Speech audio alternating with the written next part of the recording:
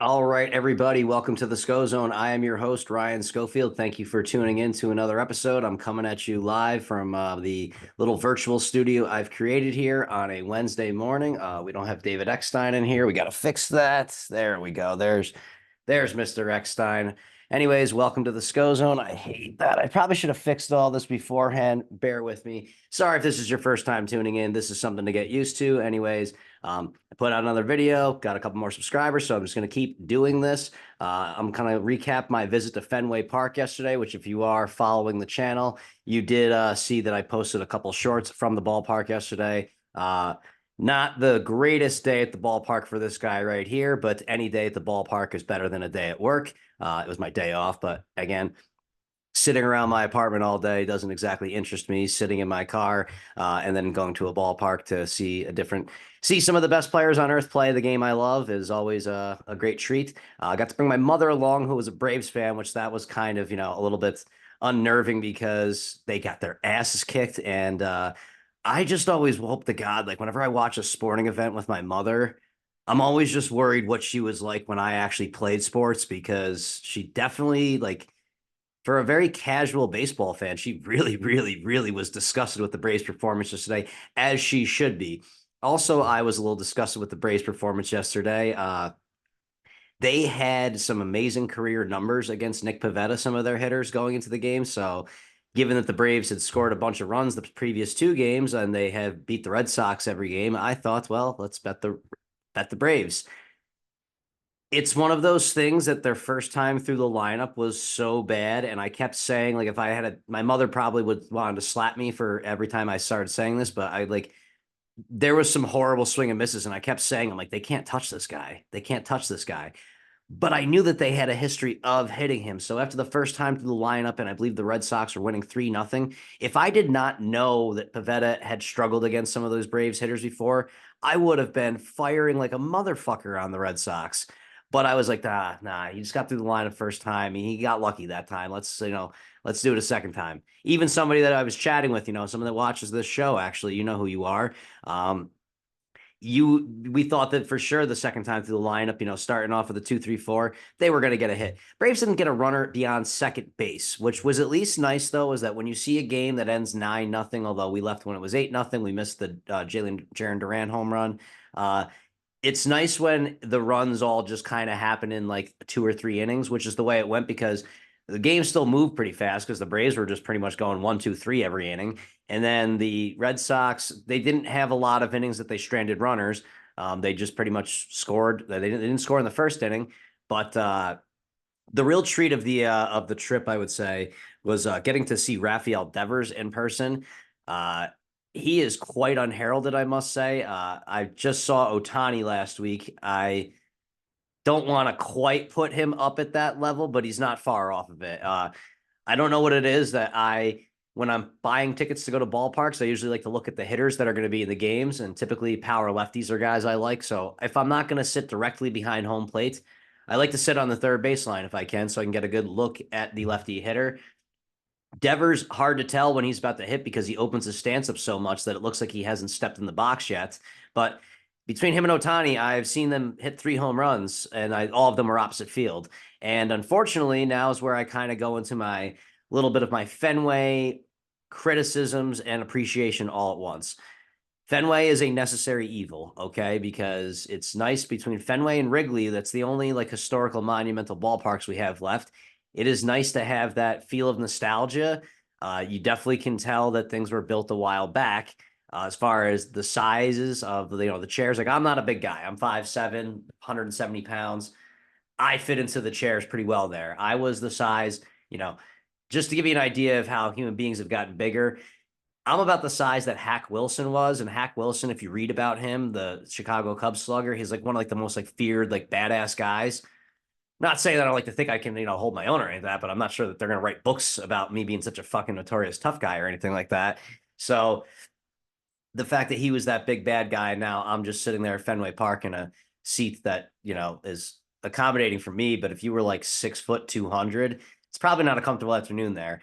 Um, I didn't. I have videos where you can see and hear that Devers hit the ball, But because if you sit in the grandstand, you have one of two evils. If you're a ginger like me, sitting in the field box at Fenway Park where you're baking in the sun, not always a great idea. I know I can wear sunscreen, but what if I didn't want to?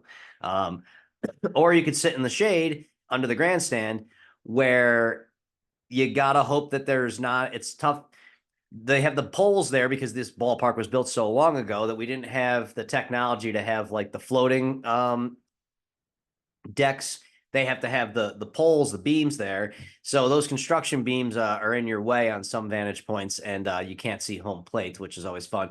Or the grandstand overhangs, which is nice because you have the shade, but then sometimes you might not see a fly ball. And then also because if being in the random park that Fenway is, if you can't necessarily like in another park, you can at least use the outfielder's body language as to where it's going to go. But if a ball is hit the left field at Fenway Park, you can't necessarily rely on how the outfielder is reacting because they could be playing it off of a carom or it could be going over the monster. In the case of Devers, he went over the monster twice. Posted 2 videos up there, but again, he's clearly nowhere near as popular as Ohtani because those Ohtani videos were getting a lot of views, and a lot of them, or not a lot of them, but some of them coming from Japan. Devers, not so much. But Fenway, what you do get right, I will say, this is just a small little thing to me, but it means everything. I was only getting a hot dog because they had spicy mustard there. It is, I don't quite a few cut out. That's gonna. There we go, back on. I don't know what it is about the ballparks in America that getting spicy brown mustard is a rare commodity. I don't know if people can't handle it, but it's really bothersome. And it's nice that I was able to get the spicy brown mustard at Fenway Park, which again meant everything for that. But yeah, the vantage point's a little off. There's like 3 concession stands in all of Fenway Park, which whatever, it wasn't a big deal to me. Bathroom situation, it's fun when you can see that they've tried to modernize an old space. As somebody who likes horse racing, I notice this a lot because most tracks are very old. But yeah, 3 blow dryers and no paper towels for an entire men's room. That's kind of like meant for the entire section of a field. Not the greatest, but I'll also say this one now. Maybe that could be partially the section I was in. I was sitting on the Braves side, but I kind of felt this was pretty constant throughout in being around the ballpark and at the just when I was leaving. Fenway Park was invaded yesterday. There was more Braves fans than there were Red Sox fans at that game. Now it's also an interesting dynamic because both teams essentially wear the same colors. But I will tell you that the most common jersey that I saw there was Ronald Acuna.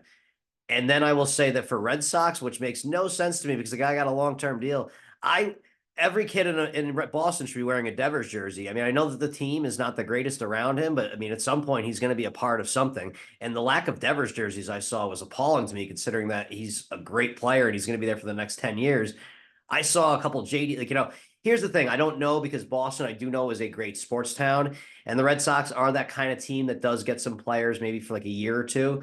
But there was just a lot of random jerseys. I think I posted, as I said, it was the largest number of jerseys I've seen at a baseball game of players that weren't playing at the game. Again, Acuna was the most popular jersey. That's understood that it would be a represented jersey because he got injured and he was the MVP last year. But yeah, seeing JD Martinez, yeah, I know he played in Boston for a little bit, but did he have that much? I don't know. I mean, was he that big of a here there? There was a couple of other players I saw that I was like, really? Really? Okay.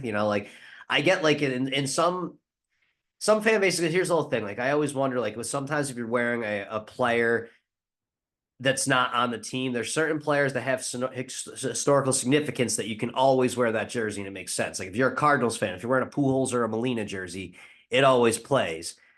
But which I also think that, ironically, I've worn a Randall Grichuk and an Alan Craig. This is actually an Alan Craig t-shirt jersey. I realized I should have worn this there yesterday because I don't think that he was very well liked, nor should he have really been. Not that he's a bad guy, but he was a shell of himself when he was in Boston. And then I saw one of my favorite ballpark stories ever is I saw him in Pawtucket, or saw him playing for Pawtucket in Rochester when he looked like he was having the worst time of his life and he just wanted out of baseball. And then I reminded him he was the only person at Frontier Field that had ever caught the final out of a World Series, and no one could change that. He smiled, and then the skies parted and the rains fell, and I never got a chance to shake his hand or meet him because I have a feeling I was probably going to. Anyways, that was just a bit of a off the beaten path thing. That's kind of what happens here in the Scho-Zone from time to time. But um, ultimately, still, again, a good time there. Wish they could have won more. Because the other thing is that it got to be a little expensive in the sense of that I started kind of playing this little game of that the Braves can't get shut out, right? So maybe sometime around the fourth or fifth inning, you start betting them that they're going to score a run in that inning, and then they don't. So then you maybe, it got to be a little bit more expensive. So me having my mother there that, kind of cuts down on some of the traveling costs. And that I'd already paid for her ticket. I didn't care if she paid me back, but she did anyways. Let's just say that helped things out a little bit. But no, so I am going to be taking a little break. There's not much going around these ways for me to get to. Going to be recharging the batteries, and I still have to fully commit to it, but looking like we're going to be heading to Milwaukee on the 24th to see the Rangers and the Brewers.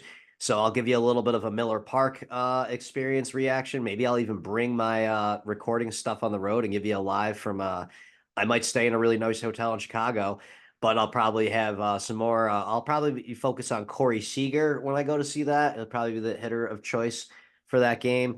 And I think I mentioned this on the last episode, but not a lot of you listen. So if you catch this one, then we'll go with there. But or then I'm probably going to be obviously when I go to Chicago focusing on Ohtani. But yeah, I mean that was the way the game went down. I mean, obviously the Cardinals randomly again, maybe I just shouldn't watch because I'll just say from the gambling side of things, Monday night was it's I lost a little bit yesterday, but the whole thing is that I feel like I am in such a hole right now because of what happened Monday night. I thought I do those things with everybody getting a bunch of hits and parlays, and then I try to chop down the list, but I really, really couldn't chop it down. If I was to probably pick one guy to have gotten a hit on Monday, well, it probably would have been Alex Bregman who homered against the Cardinals. But I was one hitter away. Ryan Mountcastle, who went 0 for 5 on Monday against the Blue Jays, against a team he just absolutely rakes against, who, by the way, the following night he hit 2 home runs. He did not get a hit. That was a $900 parlay that went down the tubes. And then also the Cardinals, my beloved Cardinals, Jojo Romero, who I'd said I'm not sure if I could trust on this podcast. I'm not going to hold Monday night against him because the guy is thrown out there just about every day, but finally has the blow up, and I had a little bit of action on the Tigers and the Cardinals to jump in there and win. It was an in-game thing because DraftKings gave me some live boost things which I used, but then they dropped that. So that was like about a $1,500 swing in my day, which would have completely been a game changer as far as where I may have been able to squeeze in another baseball trip I wasn't planning on. But that's the game I play. Then the next day, of course, Matt Vierling shot me down. So I'm one leg away on quite a few than the Braves. So gonna cool the Jets a little bit on that one and pick my spot to get back in. Again, today starts the NBA Finals, and I have said on here before, I think I'm gonna have to go with the Dallas Mavericks. Luka is the best player in the series. I just can't emphasize that enough. Of course, I did see it was hilarious having my mom asking me why in Boston they had "fuck Kiri" shirts on. I had to explain to her that was Kyrie and just kind of give her a little bit of the backstory of that. Um, but it's interesting to me that the Celtics people that might like them like the idea of them getting Porzingis back, but I think it can hurt you bringing in a player who hasn't played in a few weeks into that level of intensity where he can either throw off the rhythm, get hurt again. You might be reliant on him. I mean, there's a couple of the aspects there. And again, I think Luka has just jumped up to that next level where it's home courts have been irrelevant in basketball. So with that being said, normally the reason that a team would be that big of a favorite in the NBA Finals would be because of the home courts. I don't think it is. So I think you get a little bit of line value on the Mavericks. I it's always scary when you are on the trendy upset pick, but you know, everybody and their mother thought that, you can't bet against Patrick Mahomes in the Super Bowl. And guess what? They won. I was the idiot that went against it. So if I lose with the best player, then so be it. That's the way it is. But we'll be back at it. I'll have something else out there, probably try to at least get a short or a video out there every day for you. Again, Chris, thank you for tuning in. I appreciate the feedback on there. Stefan, I'm sure I'll hear about this some other time. And yeah, I don't know who you guys are that's subscribing, but I really appreciate it. So if you could again drop a like, leave a comment, or a share. And again, I have to get an end. There's so much I have to do, but if I'm continuously going out doing the things that make it possible for me to have things to talk about on here, it's tough for me to be me if I cease to be me. And I'm not the type of guy that's going to sit here and learn technology, although eventually I do owe it to you that I should. But anybody in the 518 area or anyone that can do anything remotely, if you know how to help out on this one, I do pay for good work. So let me know on that one. Anyways, take it easy. Thank you for tuning in.